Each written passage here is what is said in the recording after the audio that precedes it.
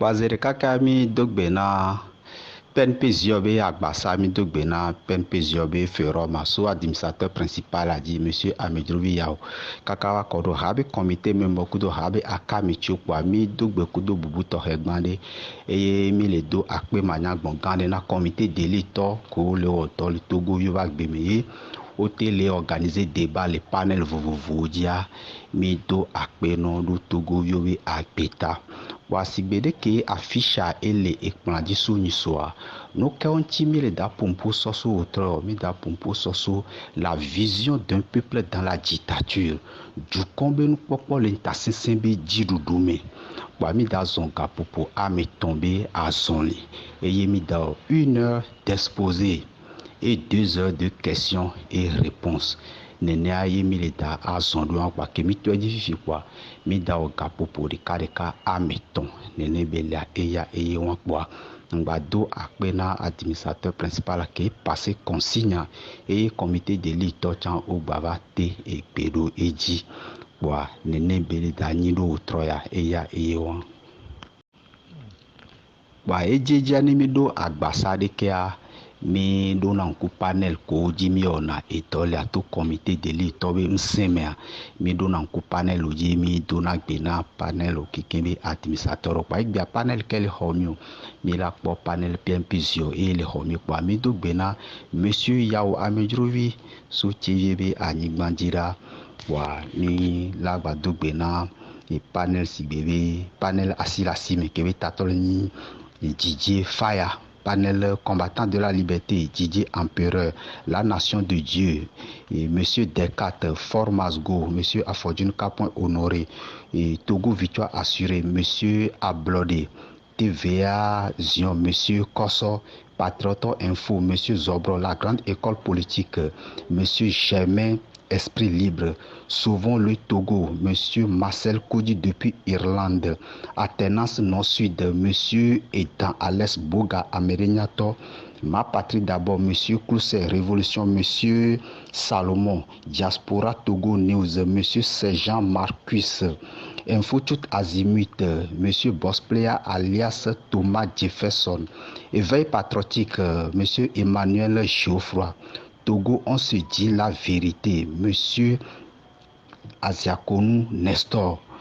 PPP1 Athénas, monsieur Patrick, état-major de la vérité, monsieur Ares, et Bepra sérieux à l'Athénas, béni don de Dieu. Wa mi dogbena Togo be Junyagbon Hokeke, société civile, droit de l'homme, syndicat, amnesia mekegbe le vle. Les Togo be akpakame be enune trok boa mi do wotro bokornao boa mi lese nyanovi Togovi Daniel alias Thomas Sankaraso Côte d'Ivoire be a Nyigbandi boa sigbede ke tema ele plandi so nyiso nene angbele donc l'introduction nyamebe mi da pompo soso la vision d'un peuple dans la dictature et du kombe nou popo le mtasensenbe jidudume boa mi da mamia be et résumé à l'eau akpa gameve akpa chuchukma toi et daina dictateur no le gbombe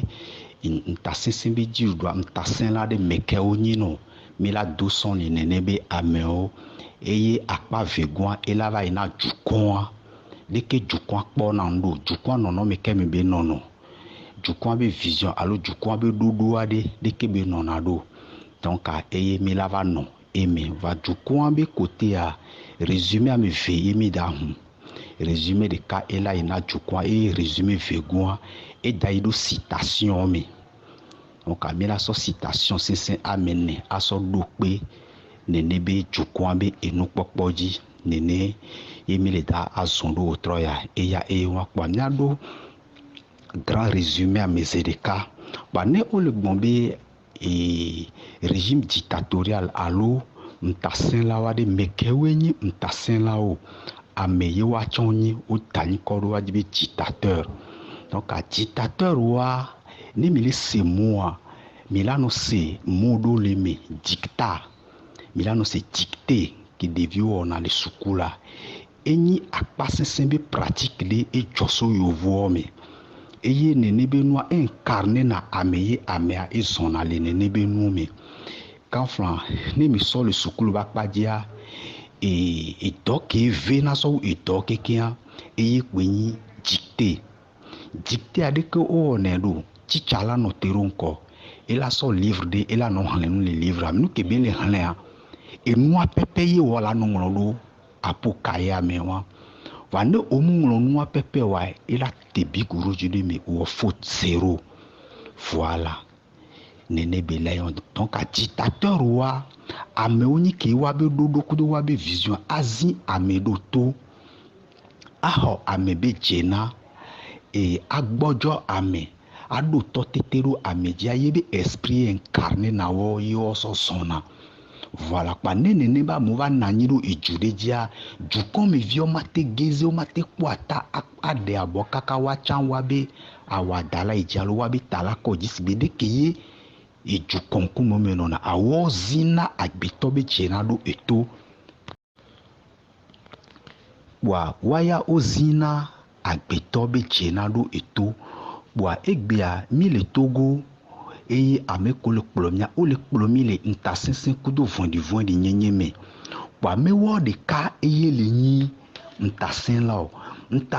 wo na anyi so beɖegbe kakakakaka va kɔ ɖo egbe wa mi la wɔ classement tutugbã les 10 meilleurs dictateurs criminels sanguinaires au monde wa mi la asite wo ɖeka la va yi ɖo dictateur modéré wo dzi wa mi la sɔ dictateur ko na anyi le xexea me va yi sã mi la kpɔ premier le nyi Mao Zedong eŋtsa ye natɔ mi la va kpɔ Joseph Staline ele deuxième position mi la va kpɔ troisième position ke Adolf Hitler mi la va kpɔ Léopold de Belgique etsã efiɔ vɔ̃ɖi ɖe be nyi nɔ Belgique be anyigba dzi mi la va kpɔ 5e position Hideki Tojo enyi japonais 6e rang mi la kpɔ Ismaël Eva Bachar et 7e rang Pol Pot eso Cambodge 8e rang Kim Jong-un ke le nyi Corée du Nord be président ke la zikpui be etɔ etsã ame vɔ̃ɖi bara ɖe be nyi il fut le dictateur le plus sanguinaire de l'histoire. 9e position, Milavakpo Mengistu Hélène Mariam. Et 10e bara, Eleni Amadou Yakubu Gon, homme d'État nigérien. Il a été président entre 1966 et 1975 sous le règne puis marqué par la guerre de Biafra qui a tué plus de 1 million de soldats, plus de 1 million de civils. Voilà, Amadou Gona. Ameko etcha wole yebe enua me va ya ewa wa ogbale gbogbo de sigebe Franco d'Espagne Pinochet Nicolas Ceausescu Ronald Reagan Amin Dada Jean Bedel Bokassa Mobutu Sese Seko Omar El-Béchir Frédéric de Klerk Peter Botha Omar Bongo Muammar Kadhafi Gnassingbé Etienne Eyadema Issa Nabré Sadat Nguesso etc. Ba ne mi kpɔ nene ba mo keka onyi vondi be ame onyi no nanyi do jude dia ezombla mere pepe la de ojo ende chona kengbe nene be ame yo ojo ne wa boa e Togoa mi ba pe afɔku ke Gnassingbé Eyadema ba nanyi do eju achile vondi nyenye kudo ntasese mi kaka efiacha egbava hoe eye dukɔa ntele de atale de abo wa dukɔa ntele de atale de abo wa ne ele nene ade nu ke dukɔa la o dukɔa la sɔ alo data me la no kpɔ nu kpowe na be ame ko le kplɔ nia onu no fiɔ mi fu wa xɔ mia be dzenɔ la axɔ mia be etɔ tete kele nya sia awo mate anɔ neno boa miasɔ dictateur be paja miatui ke miaba yi ɖo dukɔa be enukpɔkpɔ me mena ne le nenea de ke dukɔa la trɔ ye be nukpɔkpɔ ɖo ke gbe mi la yi ɖo dukɔa be enukpɔkpɔ mea mi la cite citation ɖo après citation be ŋgbodomea ye mi la tɔ va nɔ xlẽ atɔ va nɔ expliquer point par point. Bon, citation que Mila citation de Maïga Sanko Alpha. Et Benadi, si vous refusez de faire de la politique, les médiocres vont le faire décider à votre place de façon médiocre. Vous dirigez de façon médiocre et vous ne pourrez absolument rien. Engagez-vous pour la justice et l'équité, combattez l'injustice même si vous serez combattu. N'oubliez jamais ceci. Si tu ne fais pas la politique te fera sur les routes, dans les hôpitaux, au marché et même en famille. Citation 2 de Ernesto Che Guevara. On commence à mourir quand on commence à garder le silence face à l'injustice. Citation 3. Quand un peuple ne défend plus ses libertés et ses droits, il devient mûr pour l'esclavage. Quatrième citation. Quand l'homme noir respectera l'homme noir, personne ne marchera sur l'homme noir. Citation de Malcolm X. Wa citation amenewa eye mimi dado la dobi explication aso diriger du coin eye du coin mi la hun le nkuvidi ne ye du coin et la so pon ye be la so nyabena dekeye o zonado ni mile régime dictatorial alo mile ntasin la de teyade deke du con e wonado parmi do akbena comité de l'état qu'on est organisé de kebe débat les panel la dia boa fi que mi va donner débat fifia et ni débat intense que a monsieur Amedola a keto à suivre et nous que là et la pero du coin tibe du coin la nya yebe dodasi amela va wenawa unto la wea na memba wena wade ola no kplo kaka la sota so yomia sibede kenya singbe dema le kplomia to kaka bayi e via chamba le kplomia de wa be viola ba kplomia be vioa never wa kaya me dukua et la dole no popo wa ne mi so thème qui comité de l'état so dado ya padia et les nyimbe nous ko la vision d'un peuple dans la dictature donc à nenebe vision mais et dukua la se retrouver non et du coup la te so jraido koro le clan kudo yebe enu pokpo me ye esoa ye ntola tite la ho yebe nsia musen mu la medepesi pe dava honao bâton magique mu la medepesi o et politologue onto chon ba blonné la souveraineté appartient au peuple l'alternance par le peuple est souverain du coup simsenle du coin agboa du coin power power ma meripe to jukwan to benyi vane jukwan nyabe to ni power jukwan la no amegbelo ba ni be amede la ba wena e jusqu'à quand yemi au 32 ans de dictature de démocratie plutôt yemi ba poto les mêmes classes et to ku vi plojua 55 ans et ya nyasimbe ya demo au 38 ans et via au 17 ans fike mi yo amerique mi asio amisa me lele ku edeke voir mi le ku se bi vidéo nene. Voilà. Bazere kakami gbale miabe ona me le PNP ziodi et mido akpe manya glongande na administrateur principal na yebe recadrage wa mido akpe ne. OK. Pamela évolué.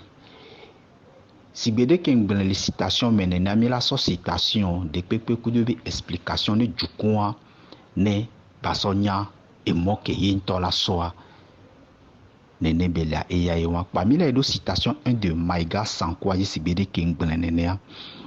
si vous refusez de faire de la politique, les médiocres vont le faire décider à votre place de façon médiocre, vous dirigez de façon médiocre et vous ne pourrez absolument rien. Engagez-vous pour la justice et l'équité, combattez l'injustice même si vous serez combattu. N'oubliez jamais ceci. Tu ne fais pas la politique te fera sur les routes, dans les hôpitaux, au marché et même en famille. Sanko Maïga et les Gnombedeko. Et benade, amede kele, biye ya yenda gno junior, yenda politikoa, nous ke jona dodio, ameti asio, ame gbleo, ame mado nyoa, wawe wana politique kado ame BTP eye ola plomile ame gbleo be bonu ame tiasio be bonu ke ye mi mate wonde pekpeo mi l'obligé là non maintenant Sanko Maïga et les glenene nous te la nyibina de mi la chite la vie donya be chena oji même to tane amogba le vli kodombe mi makpom nya be chena ochonwa mi owa de mi la so donya do kweji e la vli e wala na benu ko mi la te tu kamia do koda le amekplobe asime e wa manwe mea politika e la wala fide pepe asime yo konji yo même to chan kaka pome politika la lao egbe anene be no wele jo nene be no wele jo par exemple de kapo milana mi kpocho chitole togora nya so togo be exemple Christo nous sommes catholiques Assemblée de Dieu Témoins de Jéhovah Pentecôte Bremen apostolique et bon me church connaît les William Tété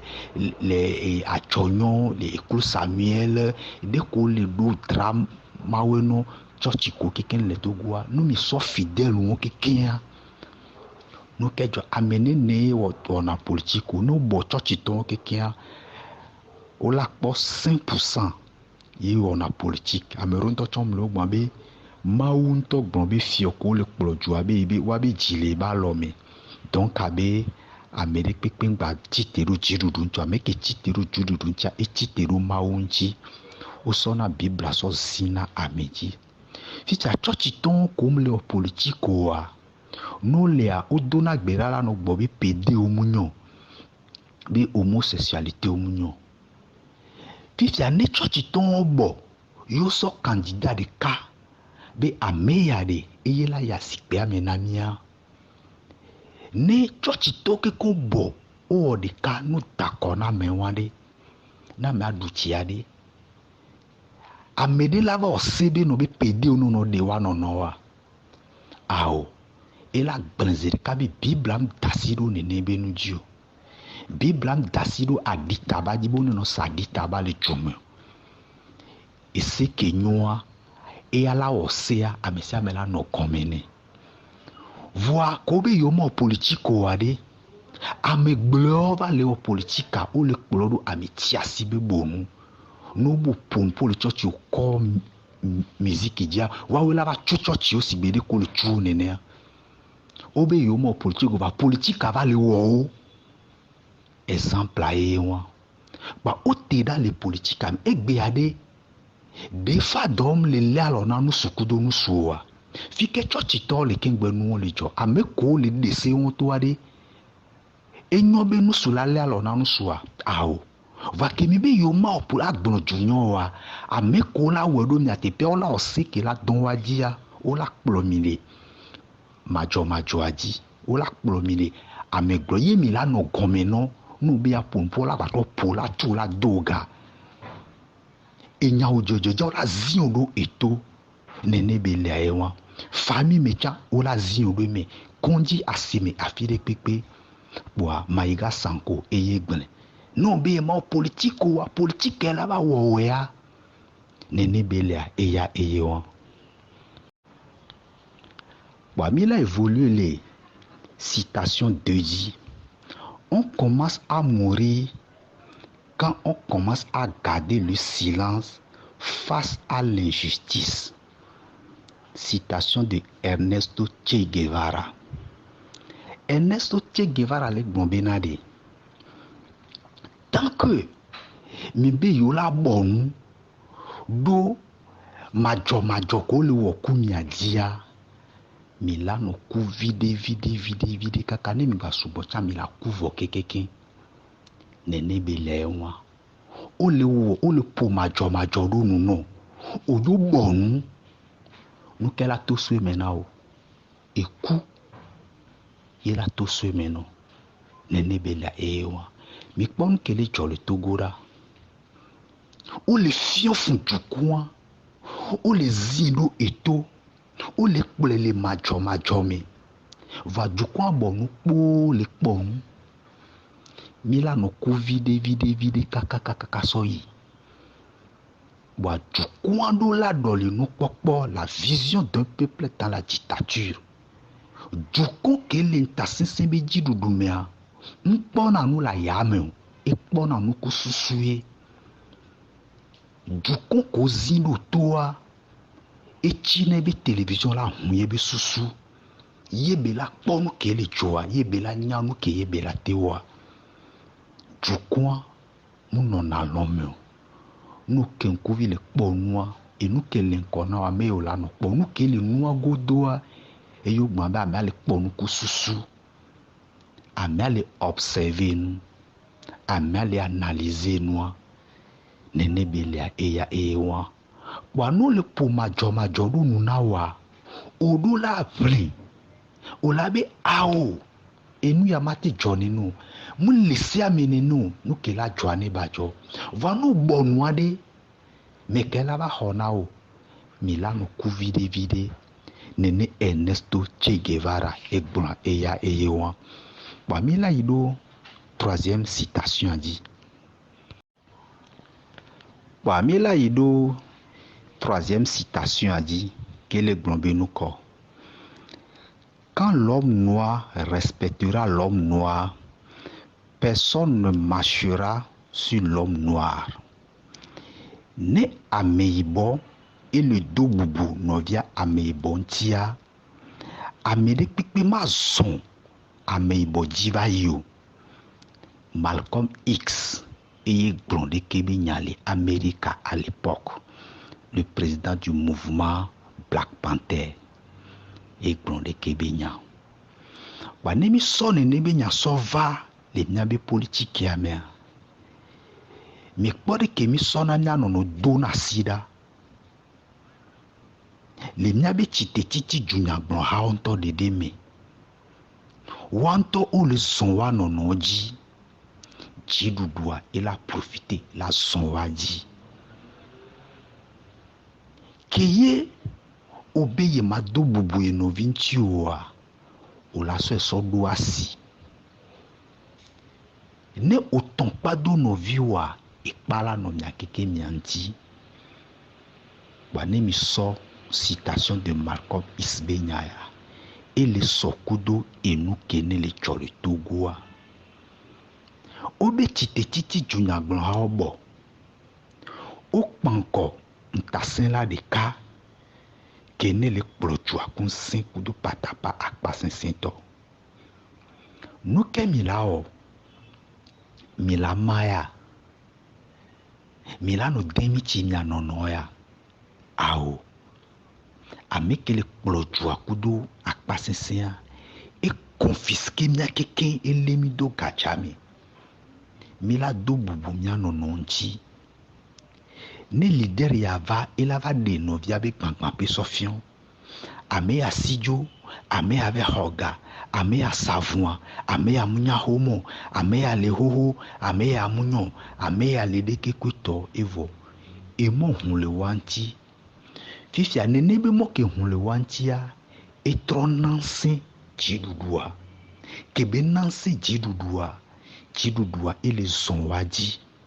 Parce que wanto le son wa nono dit que jidudua be do ranges quoi et le photo et yi jidudua et photo code ken. La plus forte raison 2 mois va y a un baron de EPT Uni et be boulevard l'enkona et be opposant depuis même le Togo Charles Kondi Agba il a dit ça paix à son âme. Et bien opposant de même le Togo. Va obé et Djouame, opposons le Djouame, 115 ou bien 117 partis politiques le Djouame. Parti au pouvoir, pas même le titre, opposant de même le Nkonayo et Gombimiko. Ou fragiliser Wanto Wado Koudade. Et y ou le doufem le Wano Nonchi. Ficha nene benois du coin. Moussou le retuvia. Et moi, toi, pour sous-sona du coin. If ya jukwa madu wa gome vide apeto nyenyo apeto nyamu odeko apeto nya gbonyo enyo so apeto nyela hojua apeto nyela odeke ame ya chambe iba apeto evo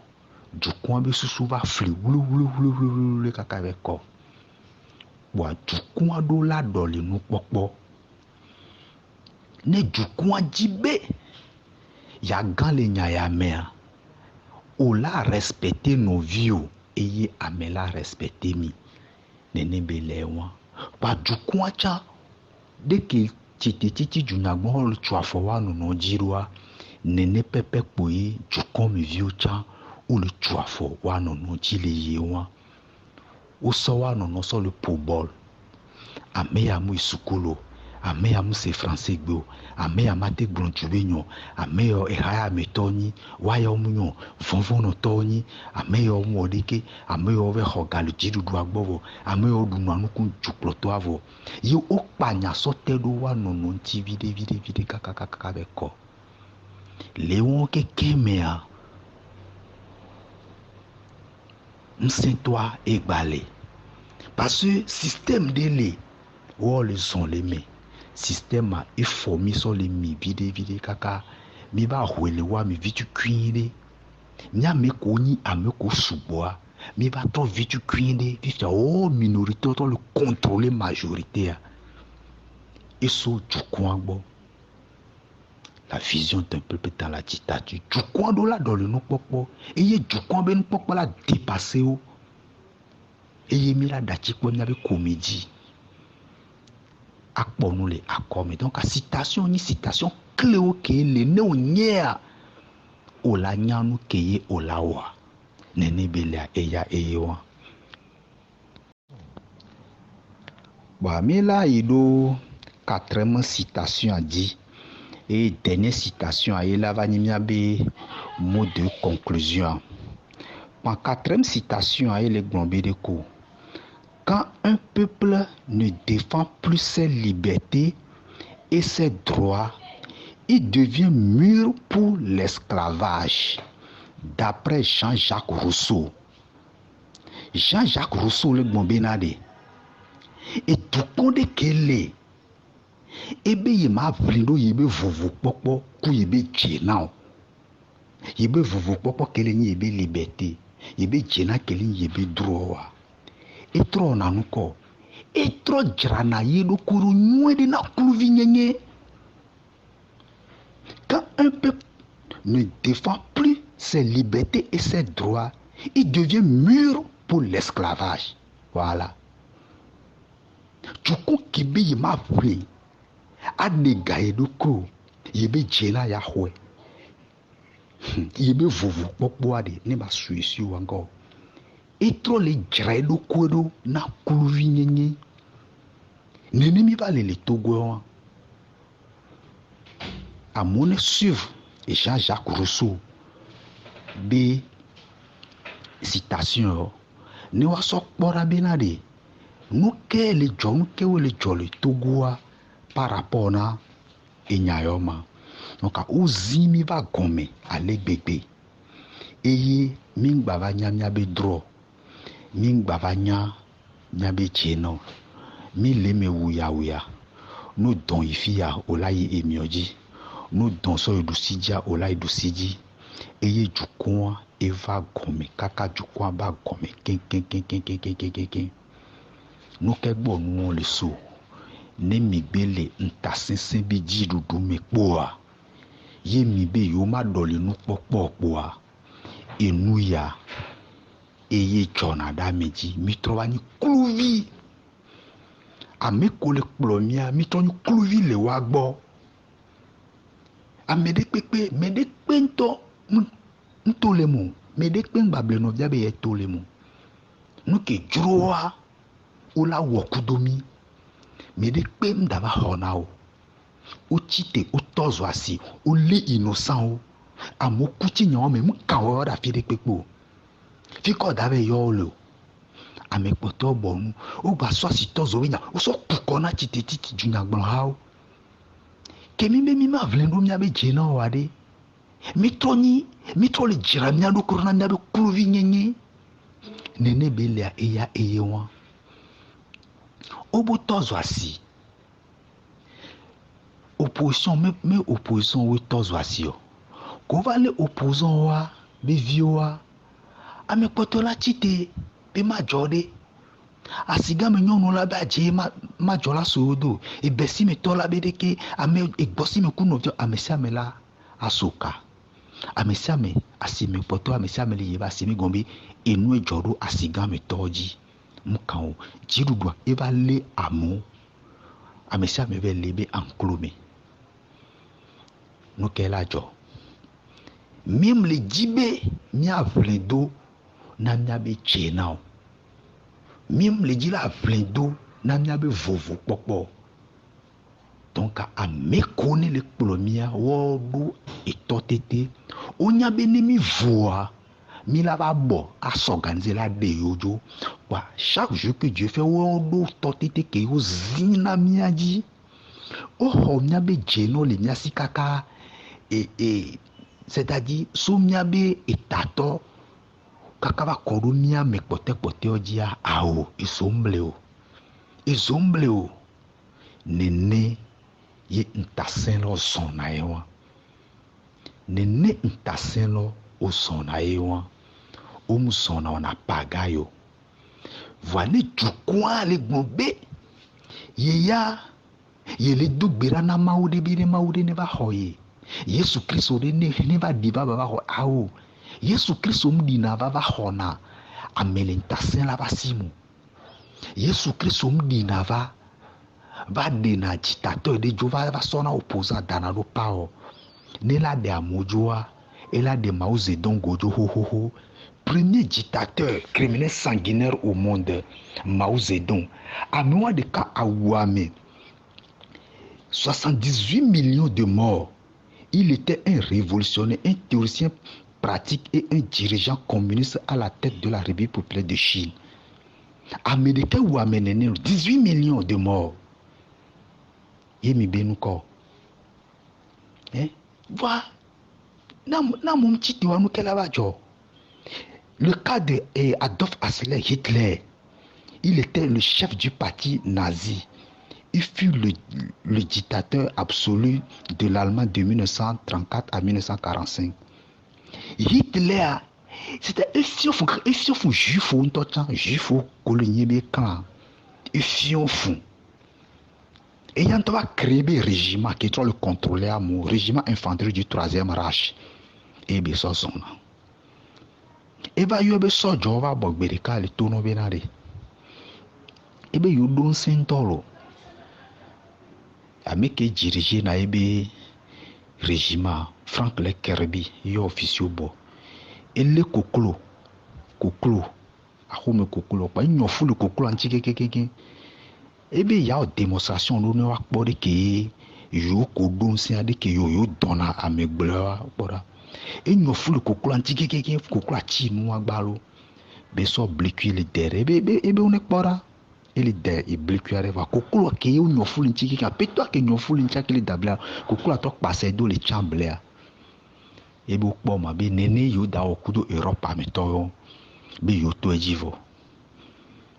nene be tonka dictateur be nu pokpo to vona nu ko miomi le po nemi ma doli mia be nu pokpo va di mia be vovo pokpo mia be jina sibede ke Jean-Jacques Rousseau gblenu wa mitro le jra mia do kurna kluvi yemi la toni kluvi la no wate kaka ne hia la ton hia pe la chon me de penton gbada jebe no be nde dava trobe be ba mere dava sauver yo me ke dava sauver yo amento dava sauver je pika me alo 21e siècle ya et toi qui pour du 55 ans bientôt 5 ans parmi les 60 ans. C'est pas normal. Comment y a tombe le joamé? Syndic comme la droite de l'homme, opposons Yassia, alors ben ça, Agbilima, la Chikbodia, ils sont là. Ils ne sont les dames, ojo. Omushi ofo nyazimbia, omnya homa wia. Alors fo nyazimbia nya homa wia, ishinwo ya. Odo la dole no popo. Nya kekemi la dole no popo. Ne mi le jibe esomene banyona mi miavo le miadoke aussi eye miabe no popo la itia jukwa le zinye jigame be jukwa la dole no popo jukwa mdo la no do nkuvida mentio nkuvi dodo amentia ola tiasi ola donto nke omoma donto wa wa togo be jukun ejonyi jukun de ke nyomunya be e anjo e jimio enu veve la no mia mina bobe ela yila o la cho sare ala cho mi no te mia po e pe ya me ba ko ya cho o ma gbate na zipia ji o e tran kuku da ya me de mi so election kuku kin ba yi na to govio so na obi mo popo so dana do leader oji ke ye jukun ba pa gbogbo tonton gbadoli na wa benu popo ego opposant ya sin ame ya la te hojua de ke nta se lo wa paga imule wa gbo paga imule o ame wa chonyi ole ne mi wa ba shivo me la po de ke ye o zona doa Nicolas Kosesesku et so Charles Chen to so zo amoji le Bucarest mi api de pepo Amin Dada o Jean Bedel Bokaso onu na mebe hun sigebe de ko nu na bi ale ko pomenene fike nu won la yo Togo viodo la Jessi wado ko enu kemi le pronayon la souveraineté appartient au peuple la tenace par le peuple est souverain et du coup ko le pro l'entasin mea du coup amba dona gros français o du coup amba sona akobi vision be ela so be dame ojo vision wa echi emota vision wa echi emota parce que waya ko le o le voye nuke la joa no ni jo no akpo nenu le wa ba jukwa be no popo do la ni kan ni be no popo sigbede ke be chole Sri Lanka ni so nene ka dole u jukwa kaka ke jukwa déchaîner o zondo ame ko le pro aji o ame vo ankejo o la jo Oma Ebeshi de Soudan 100 francs pour darak monoji obe no be ame le wonwa ho be akmono enyi ye o so na petit déjeuner be 100 francs ke da ba ame anto yo a profiter la nye malgré bébé et Oma Ebeshi président du Soudan ces pays il est dit et commandé attaque de Darfour plus de 3 à 4 000 morts et deux groupes de miliciens les Tchandjaouis dirigés par Ali Koucher voire que Djoukouambe ho chobo et ne churo Djoukouambe voit Djoukouambe ne pono la ou mia quelqu'un de pour la ou mia quelqu'un là Oma Ebeshi nous la ou mia quelqu'un de pour la ou mia quelqu'un le tuyami Djoukouambe nya boui Djoukouambe le possible à pouvoir vague ne va dia ne pem le la noito bon mon popo ambado apena monsieur maître Salifou Tikpi Achada et poser acte de taille. Je parle de mouvement de 19 août 2017. Mais Tikpi Achada et Vata nous suivons. Mais nous kevajo bateau a teve do bon port. Le wanto opposant mea wanto de dea nous kelecho o le son wa nonoji ina o va son wa di sibede ke Malcolm X grenene quand l'homme noir respectera l'homme noir personne ne marchera sur l'homme noir nene bele wa sinon à 19 août 2017 niabe saison niabe année de victoire parce que mouvement est flat na djedoudoua odo char odo wabe et blindé et wabe arsenal de guerre les généraux comme les Titipina, les Katanga, les Massina et Atito comme là et Akbovi de Kole wake konle général ke konle wabe tuo le oto wabe charo le oto voit que du coin bimsi yitia o dati no da repouduvel yo CDA au coup de l'Union africaine du combien sen du combien sen va de ko wedo kakoso du comba dara ho me be yonto yola ba yido Alpha Condé bo du do la dole no popo mi do échec sur échec 5 ans de 2017 à 2022 5 ans jour pour jour ye ameo ba potole e go du popo be no popo du do vision ko so na tubenyo o le po régime asigebe pour mebe ende nene ao régime dictatorial mano lemea dana no kudon kuvio ao no le tan ko en la lota no eye mi le gbo mi le promener le gbo jusqu'à quand la responsabilité revient au peuple. La souveraineté appartient au peuple.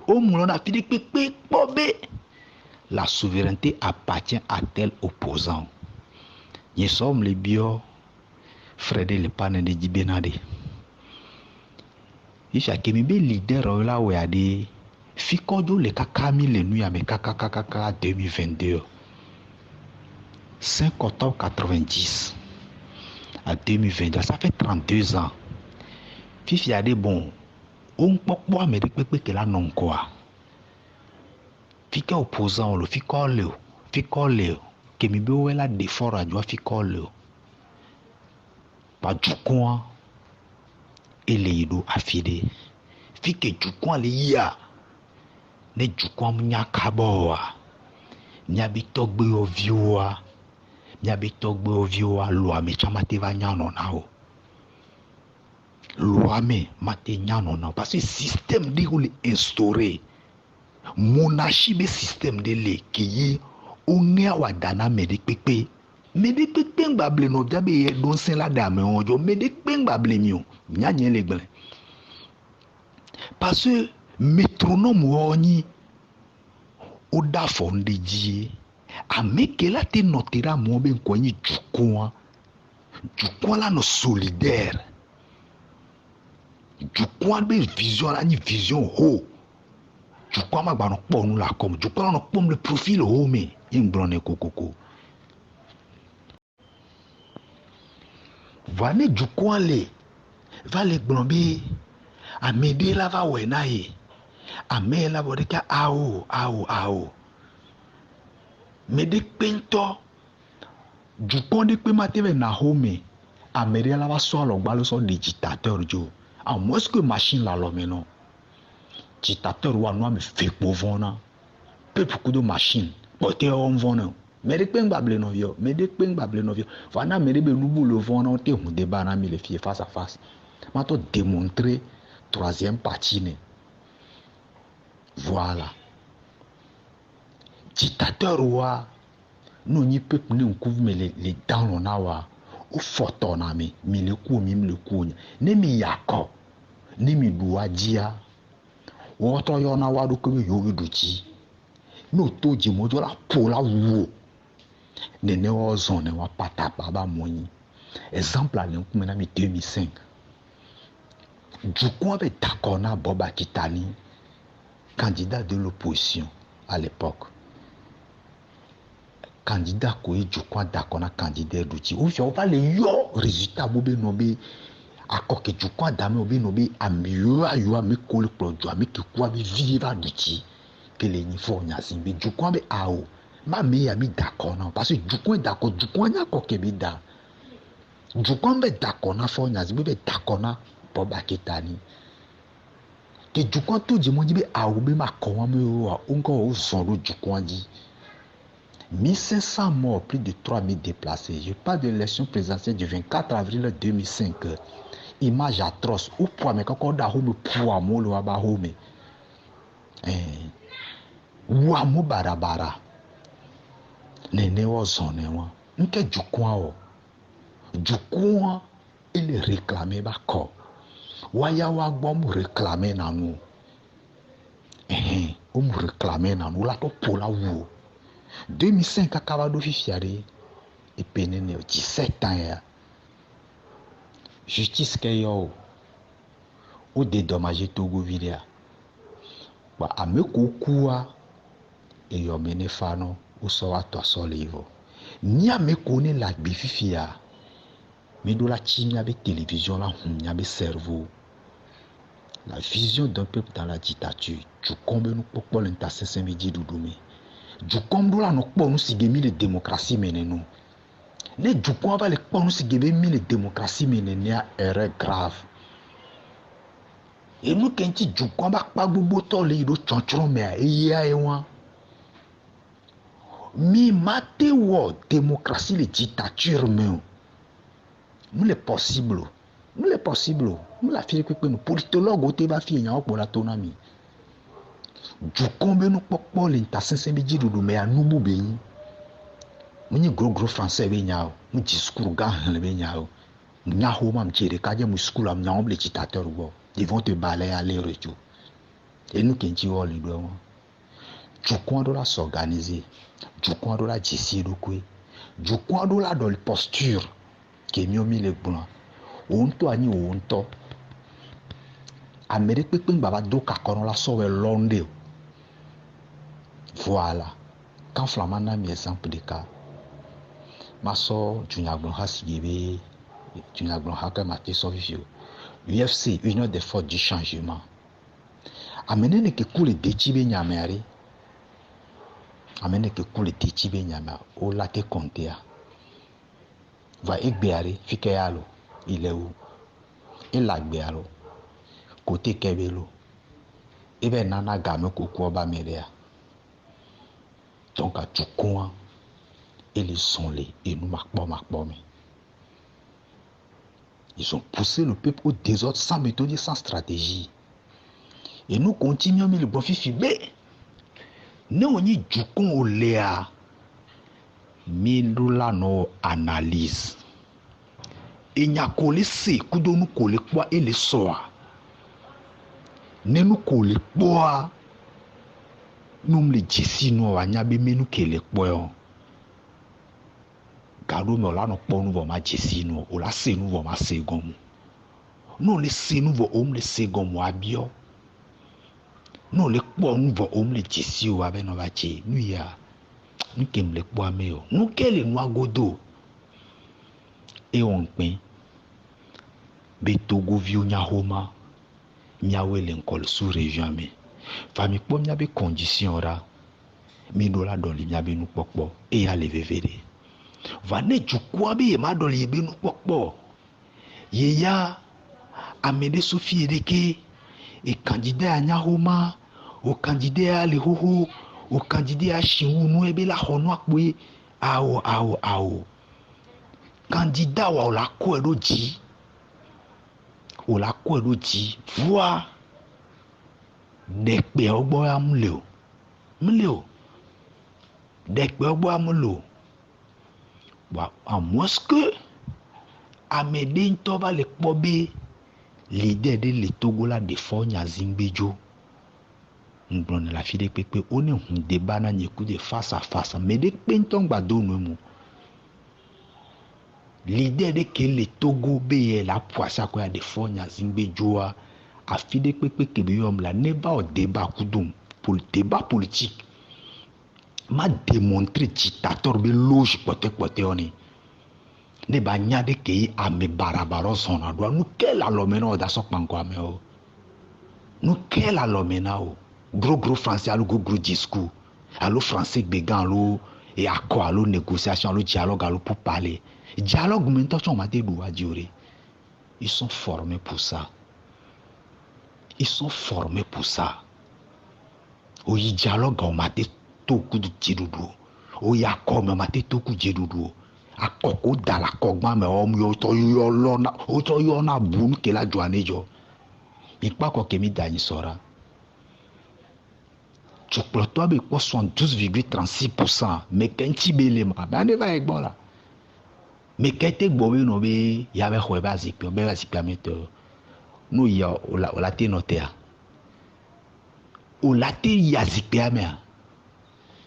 du coin le chi nu yame du coin eye le chi de kebe enoume Du coin et le chi de Kébé et Noumé. Maintenant, dernière citation. Ma pose 2 minutes. Ne question va. Dernière citation à Elenideko. Apeto Thomas Sankara, mon homo de Burkina, ancien président de Burkina Faso.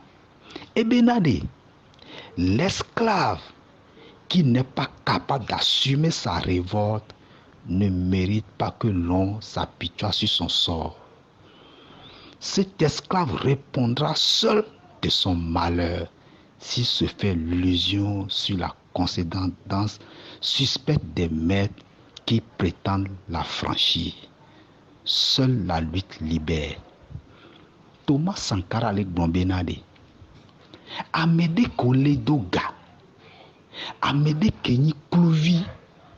Nebe yema vle.